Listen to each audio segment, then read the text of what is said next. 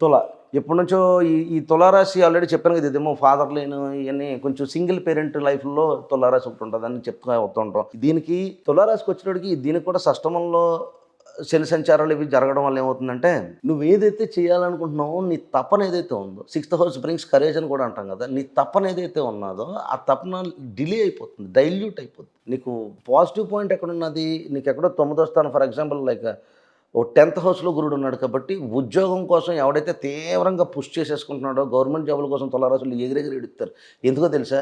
రవి ఇందులోనే నేర్చబడతాడు. మిగతా వాళ్ళు ఏదొత్తే అది చేసుకుందాం లేరా కింద మీద పడదాం, ఈ జాబ్ అందాక ట్రై చేసుకుందాం, ఈలోగా గవర్నమెంట్ రాసుకుందాం ఏదో ఇది జస్ట్ వీళ్ళు అలా కాదు. గవర్నమెంట్ జాబే కావాలని కూర్చుంటారు కాబట్టి, అలాంటి జాబ్ కావాలనుకున్నప్పుడు మీకు ఈ సంవత్సరం this very best and prime time.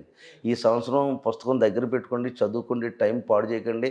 మీకొచ్చిన problem ఏంటంటే తులారాశితో చెప్పిందినవు నువ్వు. ప్రాబ్లమ్ ఏది? ఇంట్లోళ్ళు చెప్పిన మాట అసలేనో, తల్లి చెప్పిందినో, తండ్రి చాలా మందికి సగం ఉంటాడు, సగం ఉండకుండా పోతాడు తులారాశిలో. కొంతమందికి తల్లిదండ్రులుంటారు, కొంతమంది తండ్రులుండరు. తండ్రి ఒకవేళ ఉన్నా వాడితో ప్రేమ ఉండదు. ఆడు ఏ అబ్రాడ్‌లోనే ఉంటుంటాడు.